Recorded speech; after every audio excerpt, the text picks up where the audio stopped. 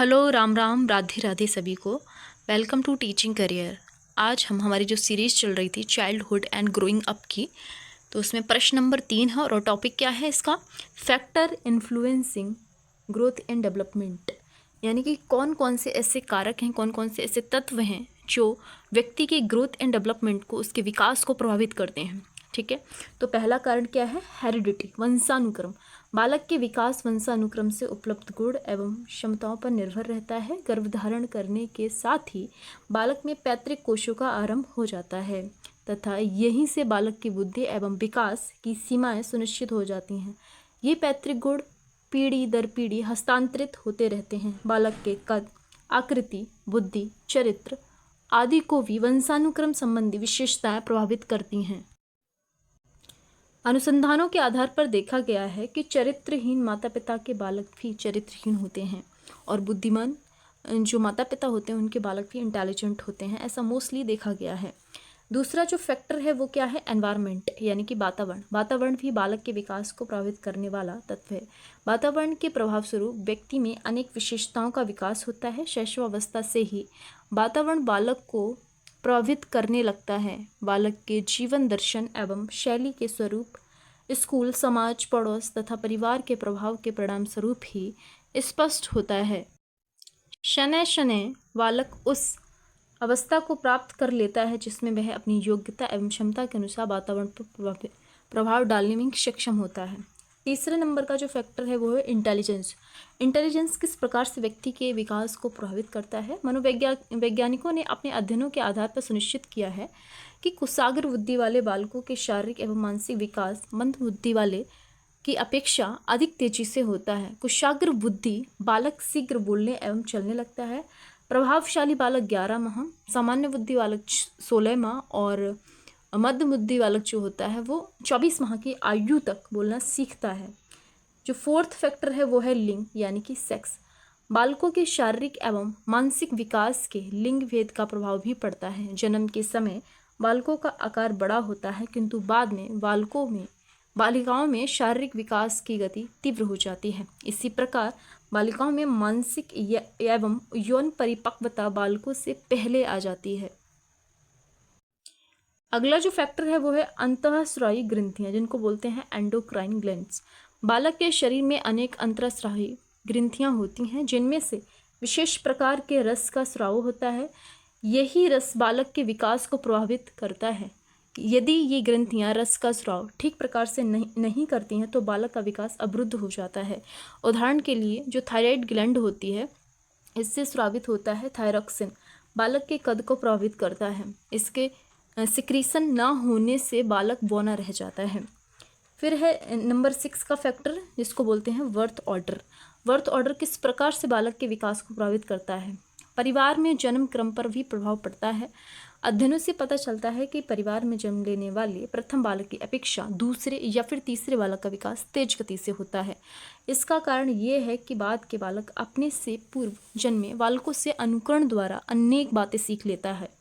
7 number का जो factor है वो है भयंकर चोट एवं चोट, सीरियस डिजीजेस एंड इंजरीज। भयंकर रोग एवं चोट बालक के विकास में बाधा पैदा करता है। लंबी बीमारियों के कारण बालक का शारीरिक विकास अवरुद्ध हो जाता है।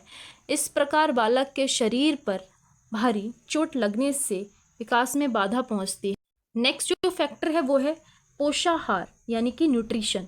वर्ष 1955 में वाटरलू ने अफ्रीका और भारत के बालकों के विकास पर कुपोषण के प्रभाव का अध्ययन करके निष्कर्ष निकाला कि कुपोषण से बालकों का शारीरिक एवं मानसिक विकास अवरुद्ध हो जाता है।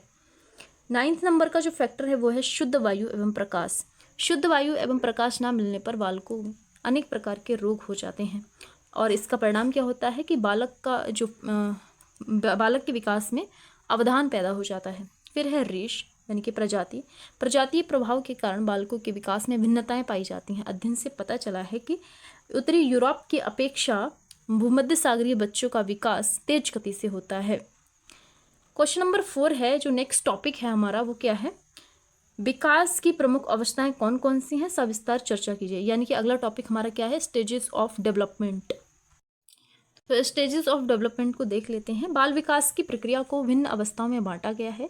विकास की प्रत्येक अवस्था दूसरी अवस्था से भिन्न होती है। बालक अलग अलग विकास अवस्थाओं में अलग अलग प्रकार के डेवलपमेंटल टास्क सीखता है, उन्हीं के अनुरूप व्यवहार भी करता है। इन विकास अवस्थाओं को आयु स्तरों एज लेवल्स में बांटा गया है।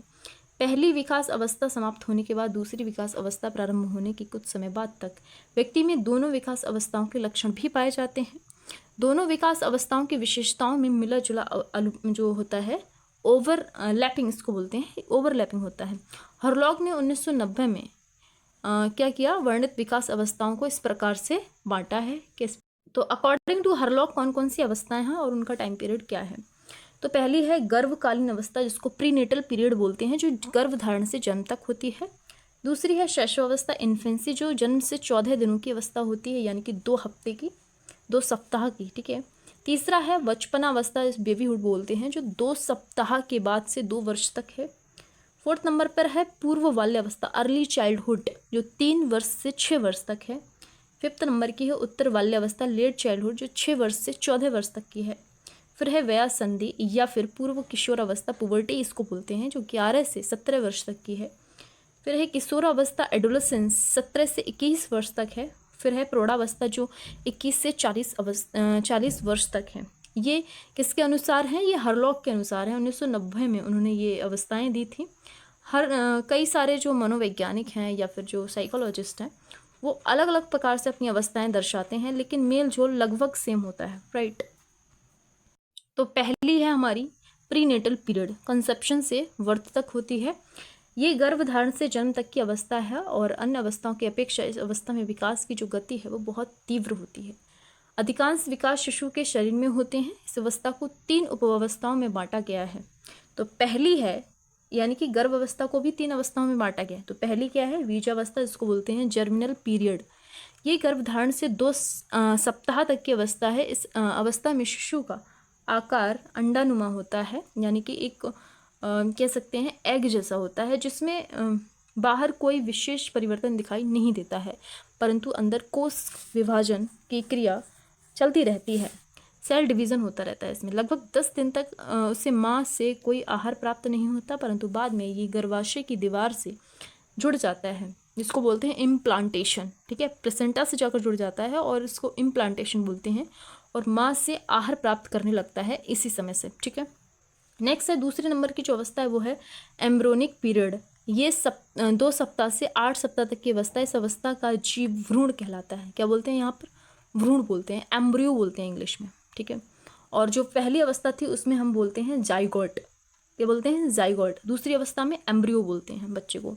तो इसमें क्या होता है, जो एम्ब्रियो होता है उसके अंग बनने लगते हैं, अंगों का निर्माण होने लगता है। दूसरे महीने के अंत तक इसका भार 2 ग्राम और लंबाई 1 इंच से 2 इंच तक हो जाती है। भ्रूण की बाहरी परत, इसको हम एक्टोडर्म कहते हैं, जिससे त्वचा का निर्माण होता है, और किसका, बाल का, नाड़ी मंडल, दांत और नाखूनों का निर्माण होता है। मध्य परत जो होती है वो क्या होती है, वो म्यूजोडर्म होती है, और जिससे मुख्यतः मांसपेशियों का निर्माण होता है म्यूजोडर्म से। तीसरी जो परत होती है और आंतरिक परत होती है, यानी कि इनर लेयर होती है, जिसको हम एंडोडर्म बोलते हैं, और इससे पाचन अंगों, लिवर, फेफड़ों तथा ग्रंथियों, ग्लैंड्स का निर्माण होता है।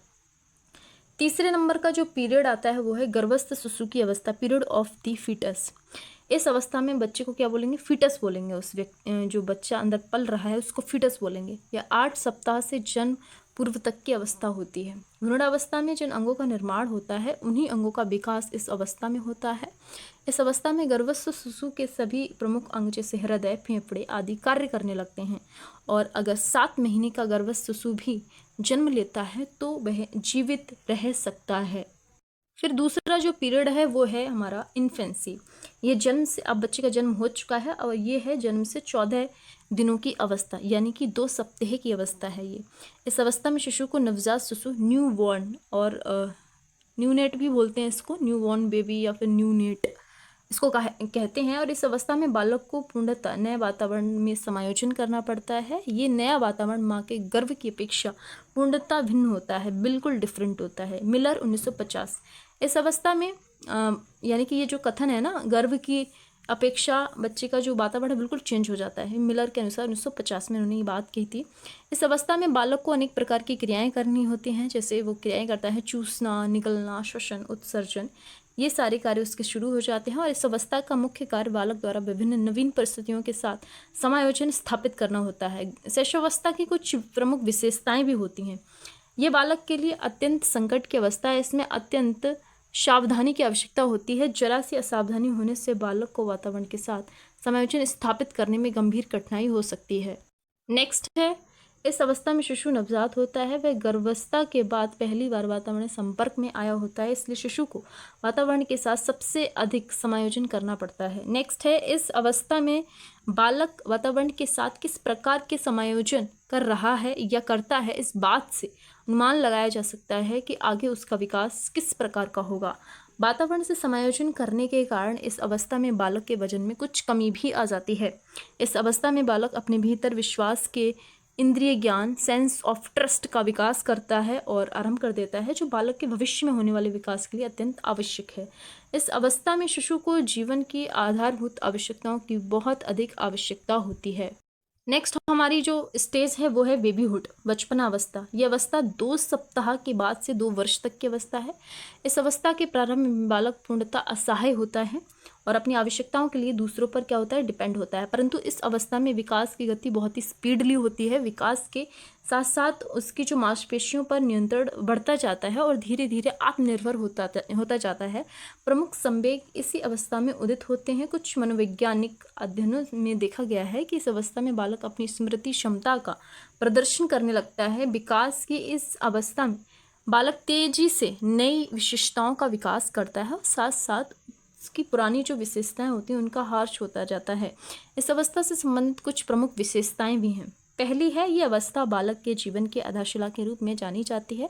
इस अवस्था में बालक में संवेग, बोध, भाव का विकास हो जाता है। अनेक क्रियाएं करना बालक इसी अवस्था में शुरू करता है। नेक्स्ट है, जब बालक शैशवावस्था में होता है तो वह पूरी तरह पराश्रित यानी कि डिपेंडेंट होता है, परंतु बचपना अवस्था में बालक हिलना, डुलना, चलना, बोलना आदि सीख जाता है, जिससे उसकी पराश्रितता यानी कि डिपेंडेंसी जो है वो कम हो जाती है। नेक्स्ट जो विशेषता है वो है, इस अवस्था में बालक का विकास काफ़ी तीव्र गति से होता है, जिसके परिणाम स्वरूप बालक में परिवर्तन स्पष्ट रूप से प्रतिदिन दिखाई देते हैं। बालक नए नए कौशलों को अर्जित करना शुरू कर देता है। नेक्स्ट है, चूंकि इस अवस्था में बालक हिलना, डुलना, चलना आदि सीख जाता है, अतः उसे चोट लगने की संभावनाएं अधिक होती हैं। इस अवस्था में बालक का ध्यान रखना बहुत ही आवश्यक होता है। अब बच्चा 2 वर्ष का हो चुका है, इसके आगे की अवस्था बाल्यावस्था है। ये तीसरे वर्ष के प्रारंभ से 13 या 14 वर्ष तक की अवस्था है। इस अवस्था में 2 अवस्थाएं होती हैं, एक होती है अर्ली चाइल्डहुड और दूसरी होती है लेट चाइल्डहुड। लगभग 3 वर्ष से 6 वर्ष तक की अवस्था पूर्व बाल्यावस्था और 6 से 13 या 14 वर्ष की अवस्था जो है वो उत्तर बाल्यावस्था होती है। तो अर्ली चाइल्डहुड को पढ़ लेते हैं। अर्ली चाइल्डहुड में क्या होता है, एक सामान्य रूप से स्वस्थ बालक की लंबाई 47 इंच तथा उसका वजन जो है 47 से 48 पाउंड होता है। पूर्व बाल्यावस्था में बालक अपने मनोवैज्ञानिक वातावरण पर नियंत्रण करना सीखता है तथा सामाजिक समायोजनों को सीखना प्रारंभ कर देता है। इस अवस्था में अनुकरण, जिज्ञासा, समूह प्रवृत्ति यानी कि जो ग्रुपिंग है वो शुरू हो जाती है और बहुत सारी विशेषताएं जो है बच्चे में आ जाती हैं। अब पूर्व बाल्यावस्था की कौन कौन सी विशेषताएं हैं वो पढ़ लेते हैं। बालक में नवीन प्रवृत्तियां, जिज्ञासा, सृजनशीलता, अनुकरण ये इत्यादि जन्म लेने लगते हैं। बालक जो है वो पहली बार घर से अकेले सामाजिक वातावरण में प्रवेश करता है और वह स्कूल जाना शुरू करता है। बालक नए रूपों में समायोजन की समस्या का सामना करता है। इस अवस्था में बालक की खिलौनों में रुचि बढ़ जाती है और इस कारण पूर्व बाल्यावस्था को खिलौनों की उम्र भी कहा जाता है। नेक्स्ट जो है, बालक सामाजिक अधिगम अनुकरण द्वारा करना इसी अवस्था में प्रारंभ करता है, अनुकरण करता है, ठीक है। और फिर है, बालक में इसी अवस्था से भाषा कौशल का विकास होना शुरू होता है। बालक के नए दोस्त बनने की पहली शुरुआत इसी अवस्था में होती है। फिर नेक्स्ट है, इस अवस्था में शारीरिक वृद्धि कुछ धीमी गति से भी हो जाती है। फिर नेक्स्ट हमारी जो स्टेज है वो है उत्तर बाल्यावस्था, लेट चाइल्डहुड, जो इसी के अंदर आ रही है चाइल्डहुड के। तो इसमें क्या है, यह अवस्था जो है लड़कियों में 6 से 13 वर्ष तथा लड़कों में 6 से 14 वर्ष की होती है। इस अवस्था में शारीरिक परिवर्तनों की गति जो है बढ़ जाती है।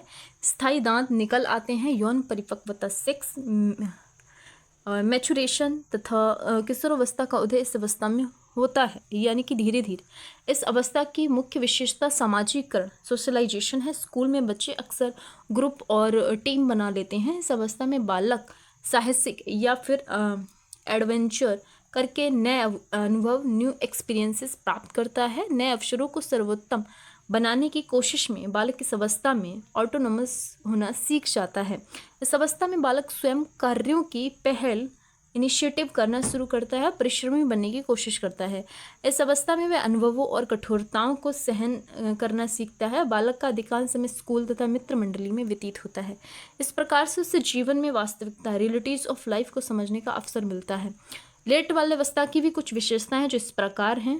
पहली विशेषता ये है, इस अवस्था में बालक द्वारा स्वयं कार्यों की शुरुआत की जाती है। नेक्स्ट है, इस अवस्था में बालक मित्र मंडली या समूह बनाकर रहना पसंद करता है।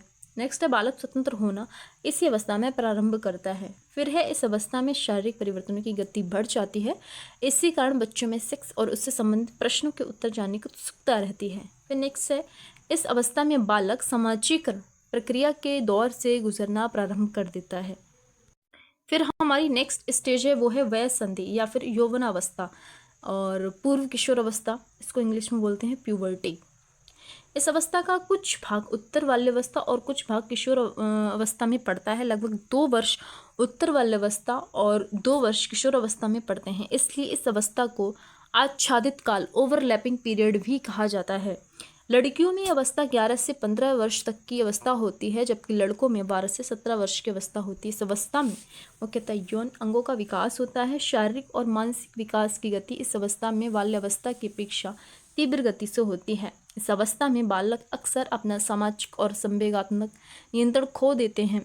उनके जीवन में अस्थिरता, कौतूहल, नकारात्मक प्रवृत्तियां बढ़ जाती हैं। इस अवस्था में बालक में भावनात्मक और ज्ञानात्मक, इमोशनल एंड कोग्निटिव जो बदलाव है वो तेजी से होते हैं। इस अवस्था में बच्चे स्वयं के बारे में सोचना शुरू कर देते हैं। वय संधि की कुछ प्रमुख विशेषताएं हैं इस प्रकार से। तो पहली विशेषता है वय संधि या पूर्व किशोर अवस्था एक अल्पकाय अवधि, शॉर्ट टर्म वाली अवस्था है। इस अवधि में बालक बालिकाओं में विशिष्ट प्रकार के शारीरिक एवं मानसिक बदलाव होते हैं। इस अवस्था में बालक बालिकाओं में नेगेटिविटी, इमोशनल और नॉलेजेबल इत्यादि प्रवृत्तियां जो हैं वो बढ़ जाती हैं। इस अवस्था में ये जो अवस्था होती है बाल्यावस्था के अंत से पहले शुरू हो जाती है तथा किशोर अवस्था शुरुआत होने की कुछ समय उपरांत खत्म हो जाती है। इस अवधि में बालक बालिका कशमकश के दौर से गुजरने लगते हैं। फिर नेक्स्ट अवस्था है हमारी किशोर अवस्था, एडोलेसेंस। बाल जीवन की यह अवस्था अंतिम अवस्था है, यानी कि बाल जीवन की ये अंतिम अवस्था है।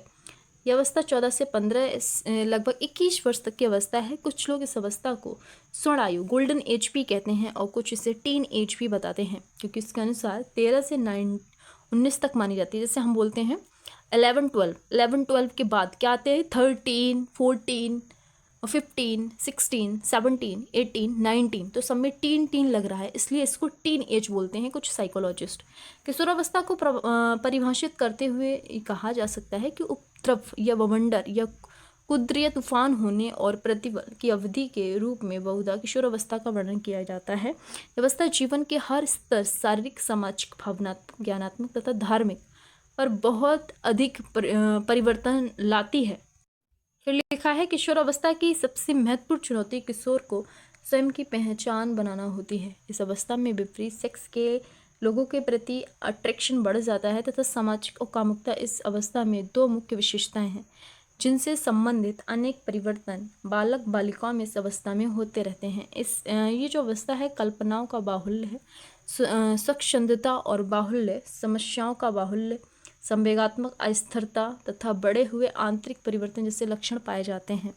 इस अवस्था की कुछ विशेषताएं इस प्रकार हैं। पहली है, इसी अवस्था से बाल जीवन खत्म हो जाता है। बालक बालिकाएं जवानी की दहलीज पर कदम रखते हैं। इस अवस्था में विपरीत सेक्स के प्रति जो अट्रैक्शन है वो बढ़ जाता है। किशोर किशोरियों के समक्ष स्वयं की पहचान, सेल्फ आइडेंटिटी बनाने की चुनौती इस अवस्था में आती है। इस अवस्था में किशोर किशोरियां अपने भविष्य को लेकर अक्सर दिवस स्वप्न डे ड्रीमिंग के शिकार होने लगते हैं। संसार की प्रत्येक वस्तु में उन्हें नया जो है अर्थ दिखाई देने लगता है। तो ये थी हमारी क्लास। अगला जो टॉपिक है वो हमारा नेक्स्ट क्वेश्चन नंबर 5 से शुरू करेंगे हम, तो अगली क्लास में, क्योंकि वीडियो बहुत लंबा हो जाएगा और आप छोटे छोटे इनमें देखते रहिए। और इसी प्रकार की वीडियोस के लिए हमारे चैनल को सब्सक्राइब कीजिए, वीडियो को लाइक एंड शेयर कीजिए। और इसकी PDF अगर चाहिए तो टेलीग्राम पर जुड़ जाइए, मेन डिस्क्रिप्शन बॉक्स में लिंक है टेलीग्राम का। Thanks for watching.